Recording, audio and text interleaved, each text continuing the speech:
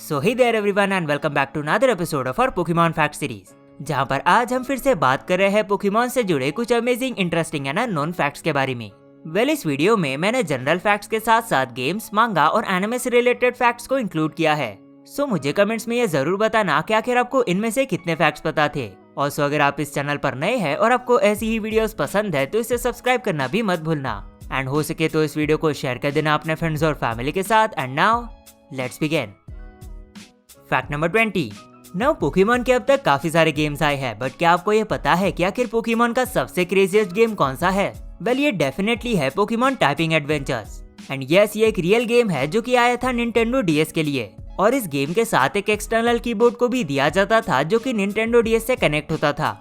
Obviously इस game को बच्चों के लिए बनाया गया था, बट ये गेम उस टाइम पर इतना ज्यादा अनपॉपुलर था कि आज के टाइम पर इस गेम की एक ओरिजिनल एंड रियल कॉपी को ढूंढना बहुत ज्यादा मुश्किल है। Fact number 19। अब ये तो हम सभी जानते हैं कि पोकेमॉन की एनिमे में ऐश का जो जापानीज नेम है सातोशी, वो एक्चुअली बेस्ड है पोकेमॉन के क्रिएटर सातोशी ताजिरी पर क्या आपको ये पता है कि आखिर ब्रॉक का जापानीज नेम जो कि है ताकेशी, वो आखिर किस पर बेस्ड है? ब्रॉक का ये नाम एक्चुअली बेस्ड है पोकेमॉन एनिमे के चीफ राइटर ताकेशी शुडो पर, जिन्होंने पोकेमॉन एनिमे की original canto saga, orange islands और जोटो आर्क को लिखा था। और साथ ही साथ मिस्टर शुडो ने पोकेमॉन की पहली 3 मूवीज पर भी काम किया था। Fact number 18।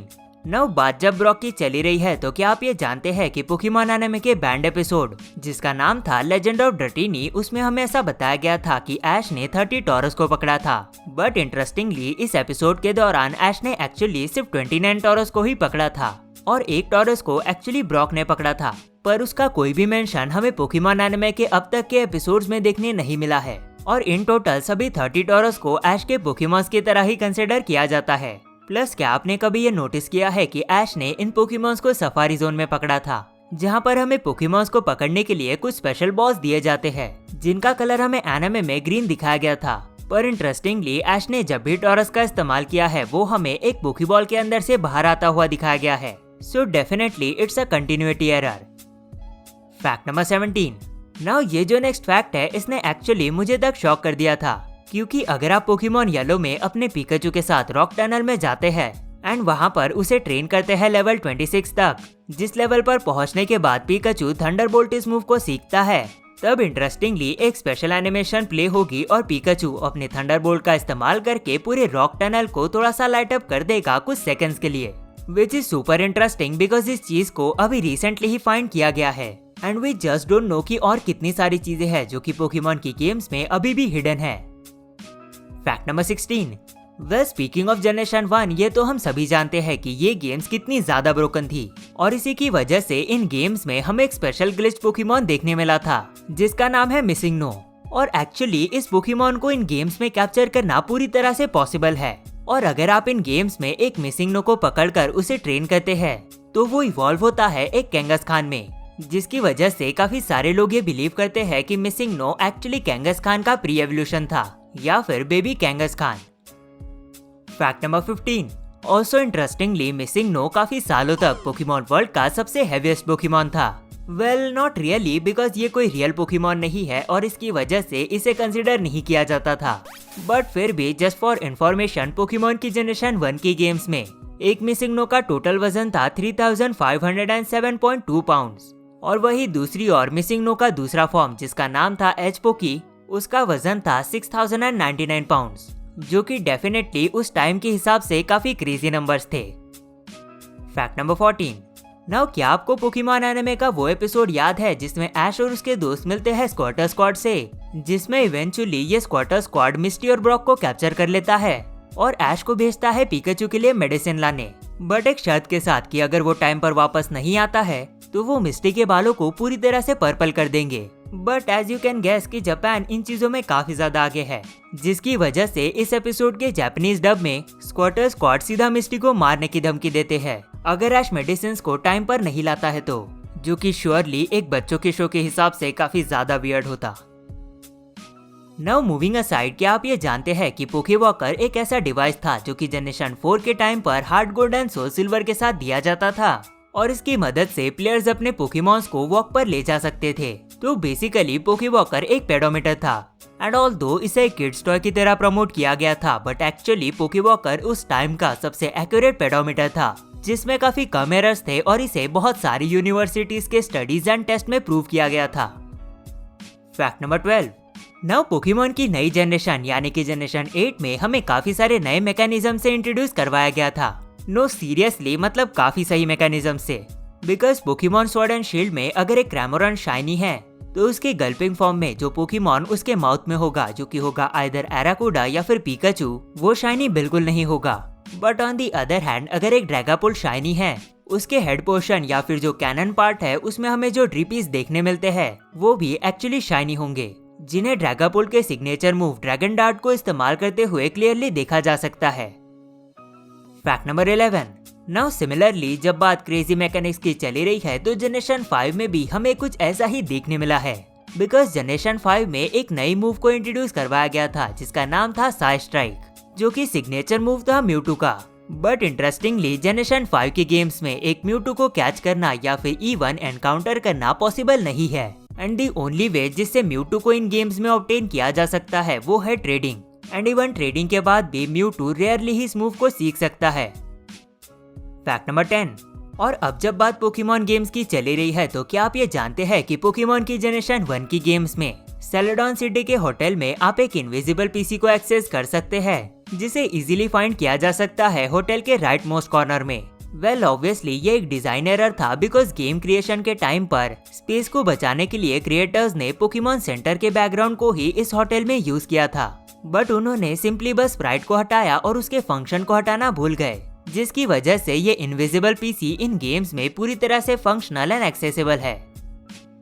Now moving on, क्या आप ये जानते हैं कि पोकेमॉन की एनिमे में सरीना ही ऐश की एक लौती ऐसी फीमेल कंपेनियन है जिसे पिकाचू ने शॉक नहीं दिया है, और सरीना से पहले ऐश के फीमेल कंपेनियंस में से पिकाचू ने मिस्टी, मे और डॉन की बाइक्स को पूरी तरीके से इलेक्ट्रिक्यूट किया था एंड आयरस और बॉनी को डायरेक्ट शॉक दिया था। और वही दूसरी ओर जो बाकी फीमेल कैरेक्टर्स हमें एनिमे में देखने मिले हैं, जैसे कि पोकेमॉन जर्नी से कोहारू या फिर सन एंड मून सीरीज से लाना, उन्हें सिंपली ऐश के फ्रेंड्स की तरह कंसीडर किया जाता है, तो उन्हें इस लिस्ट में इंक्लूड नहीं किया जा सकता।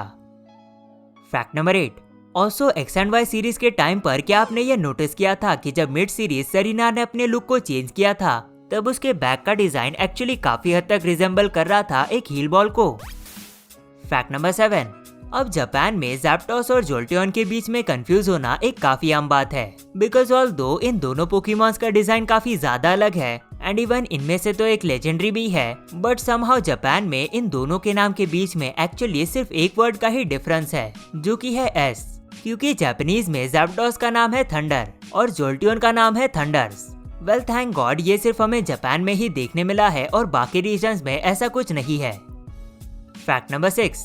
Now moving back to generation 1, क्या आपको ये पता है कि पोकेमॉन की games red, blue and yellow में हमें सिर्फ एक ही ड्रैगन टाइप मूव देखने मिला था, जो कि था ड्रैगन रेज, जिसका इन गेम एक सेट डैमेज था जो कि था 40। सो बेसिकली जनरेशन 1 में dragon type is weak to dragon type पूरी तरह से गलत था, बिकॉज ड्रैगन रेज एक ड्रैगन टाइप पोकेमॉन को उतना ही डैमेज करता जितना ये किसी बाकी टाइपिंग के पोकेमॉन को करता। Fact number 5।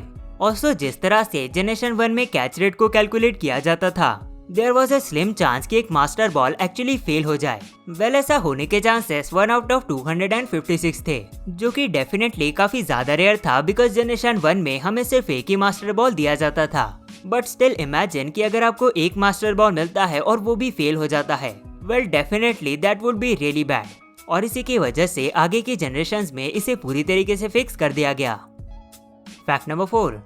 नाउ क्या आप ये जानते हैं कि शिडेंजा पोकेमॉन वर्ल्ड के उन गिने चुने पोकेमॉन्स में से एक है जिन्हें प्लेयर इनिशियली निकनेम नहीं दे सकता है, क्योंकि अगर आपको नहीं पता तो एक शिडेंजा हमें तब मिलता है जब एक निंकाडा इवॉल्व होता है निंजास्क में, और अगर आपकी पार्टी में एक खाली स्लॉट है और एक खाली पोकेबॉल आपके बैग में है तो शिडेंजा डायरेक्टली आपकी टीम में ऐड हो जाएगा, विच इज ओके, बट इसी की वजह से आप इस पोकेमॉन को इनिशियली निकनेम नहीं दे सकते हैं, और इसे निकनेम देने के लिए आपको इसे नेमरेटर के पास ले जाना पड़ता है। बट इंटरेस्टिंगली इस पोकेमॉन को सिर्फ इसका ओरिजिनल ट्रेनर ही निकनेम दे सकता है। सो सिंपली अगर इस पोकेमॉन को ट्रेड किया जाता है तो इसे निकनेम देना इम्पॉसिबल है।